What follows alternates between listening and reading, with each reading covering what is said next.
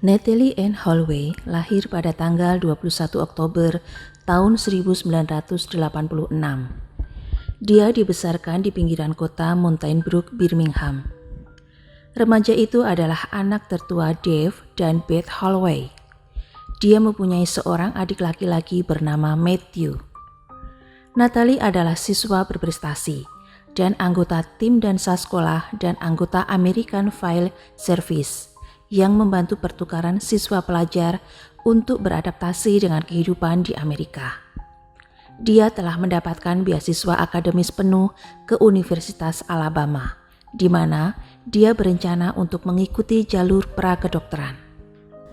Setelah lulus SMA pada tanggal 24 Mei 2005, remaja berusia 18 tahun itu pergi ke Aruba untuk merayakan perjalanan perayaan bersama lebih dari 100 teman sekelas lainnya. Dan di pulau inilah bencana itu terjadi. Rombongan ini dijadwalkan kembali ke Alabama pada tanggal 30 Mei. Tetapi Natalie tidak muncul untuk penerbangan pulang. Paspor, ponsel, dan tasnya masih ada di kamarnya di Hotel Holiday Inn. Dan pada tanggal 30 Mei 2005, Natalie dinyatakan sebagai orang hilang di Kepulauan Aruba, suatu kepulauan Karibia, salah satu daerah kekuasaan Belanda, saat sedang berlibur untuk merayakan kelulusan sekolah SMA-nya. Diceritakan Natalie hilang setelah mabuk dan pulang dari diskotik menuju hotel tempat ia dan teman-temannya menginap. Dikabarkan saat itu, teman sekamarnya melihat ia dibawa naik mobil oleh seorang pemuda keturunan Belanda yang memiliki rumah di pulau tersebut bernama Joran van der Sloot serta dua orang sepupunya bernama Deepak dan Satis. 2 hari setelah kejadian itu, orang tua Natalie terbang ke Pulau Aruba demi mencari anaknya karena dikabarkan menghilang. Tetapi seluruh pihak belum berani menyelidiki karena aturan di pulau tersebut apabila sudah 3 hari seseorang tidak ditemukan baru bisa dianggap hilang. Kemudian 3 hari telah berlalu. Natalie dinyatakan hilang dan akhirnya 2 minggu setelah Duta Besar Amerika ikut membantu, ditangkaplah Joran. Tetapi dia mengaku bahwa dia meninggalkan Natalie dalam keadaan mabuk malam itu sendirian di pinggir pantai, lalu dia menelpon Deepak untuk menjemputnya. Saat malam kejadian, Deepak chatting dengan Joran, dan Joran bercerita sudah menikmati tubuh Natalie. Namun, Deepak baru mengetahui Natalie hilang setelah ia ditangkap oleh polisi. Pada pengakuannya, Joran mengaku dijemput Deepak dan mengatakan hanya meninggalkan Natalie sendirian dalam kondisi mabuk. Setelah Deepak ditangkap, dia menyatakan bahwa dia tidak pernah menjemput Joran di pantai malam itu.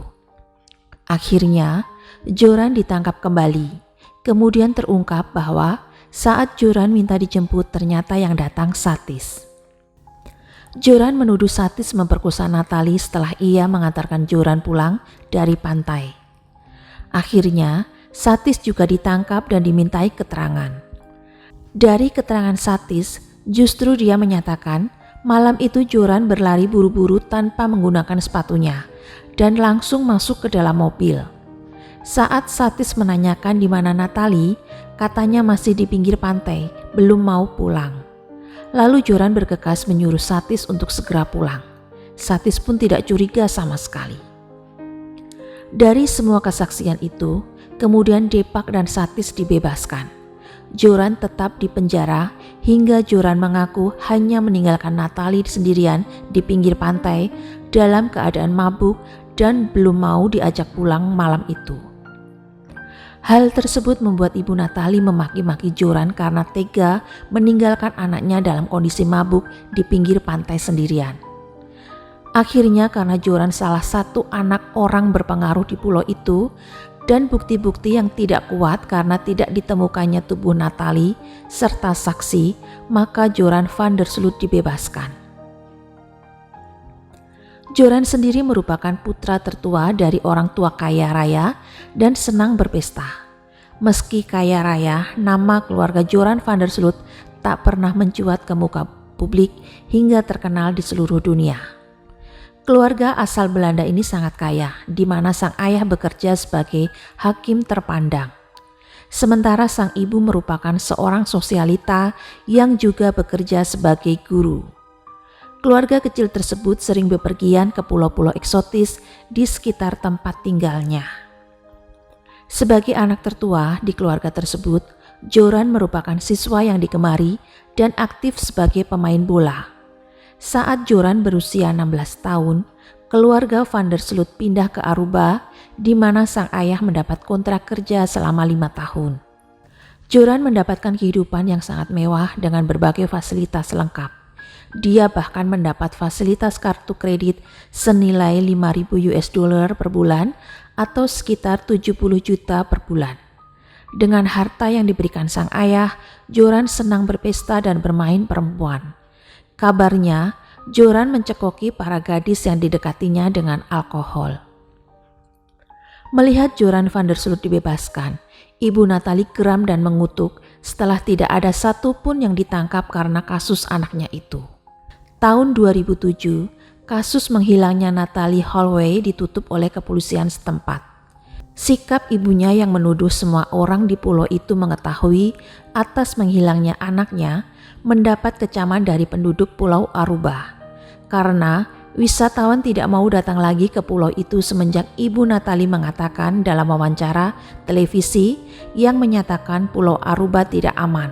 Jangan berlibur di Pulau Aruba. Penduduk Aruba yang tadinya simpatik justru membenci ibu dari Natalie. Ibu Natalie tidak mau menyerah karena ia yakin kebenaran belum terungkap. Ada kabar yang mengatakan bahwa Natalie diculik oleh kartel narkoba dari Venezuela dan dipekerjakan sebagai budak seks. Ibu Natalie depresi dan hingga akhirnya bercerai dengan suaminya. 3 tahun berlalu dan 1 tahun setelah kasus Natalie ditutup, akhirnya kebenaran terungkap. Seorang wartawan Belanda yang tertarik dengan kisah nyata Natalie Holloway secara diam-diam menyelidiki kasus ini. Ia menyamar menjadi seorang pengedar narkoba dan menjual narkoba kepada Joran van der Sloot yang saat itu sudah pindah dan kuliah di Belanda. Dalam kondisi mabuk ganja, Joran bercerita bahwa dia telah memperkosa serta membunuh Natalie dan menenggelamkan jasadnya ke laut dan menelpon temannya yang lain. Kemudian menyuruh temannya untuk mengikat dengan rantai dan pemberat agar jasadnya tidak muncul ke permukaan laut. Diakuinya bahwa ia sempat membantu mengangkat jasad Natalie ke atas perahu sebelum dibuang teman suruhannya. Semua pengakuan Joran direkam oleh wartawan yang menyamar tersebut menggunakan kamera tersembunyi. Dengan bukti video tersebut, wartawan serta pihak televisi Belanda memanggil Ibu Natalie. Ibu Natalie pingsan setelah melihat video pengakuan Joran tersebut. Kasus Natalie dibuka kembali tanggal 1 Februari 2008. FBI serta kepolisian menyelam mencari jasad Natalie, tetapi tidak ditemukan hingga sekarang ini. Pada tahun 2010, Joran van der Sloot ini akhirnya dipenjara, tapi untuk kasus yang berbeda. Dia terbukti melakukan pembunuhan terhadap seorang gadis yang bernama Stephanie, yang diduga sebagai kekasihnya. Joran memukuli gadis tersebut hingga tewas dan mengambil uang dalam dompet gadis tersebut berikut kartu kreditnya. Gadis ini ia temui pertama kali saat bermain di salah satu kasino di Peru. Atas kelakuannya itu, Joran dipenjara selama 28 tahun.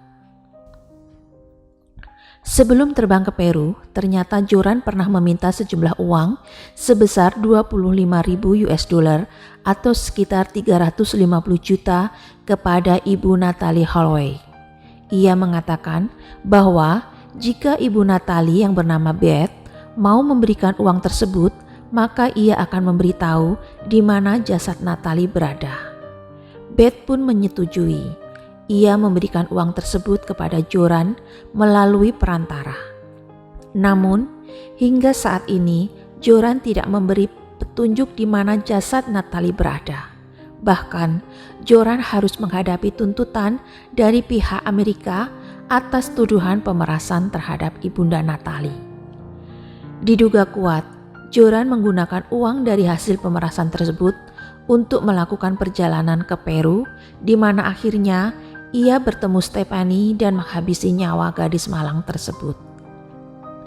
Pada tahun 2012, ayah kandung dari Natalie mengajukan permohonan agar Natalie dinyatakan meninggal. Menurutnya, sudah tidak ada lagi harapan putrinya itu akan ditemukan dalam kondisi hidup. Permohonannya pun dikabulkan. Natalie dinyatakan sudah meninggal walaupun jasadnya belum ditemukan hingga saat ini. Ibu Natalie, Beth, sangat menyesalkan tindakan mantan suaminya itu. Menurutnya, selama jasad Natalie belum ditemukan, dia masih punya harapan bahwa Natalie masih hidup. Berbagai pendapat muncul atas tindakan sang ayah. Kemungkinan besar, ayah Natalie menginginkan pencairan dana asuransi pendidikan Natalie sebesar 2.000 US dollar atau sekitar 28 juta yang akan dia gunakan untuk keperluan pendidikan adik Natalie. Hingga saat ini banyak spekulasi muncul tentang keberadaan jasad Natalie. Salah satunya yang sempat heboh adalah penemuan tulang tengkorak manusia yang ditemukan oleh turis lansia yang sedang menyelam di Aruba.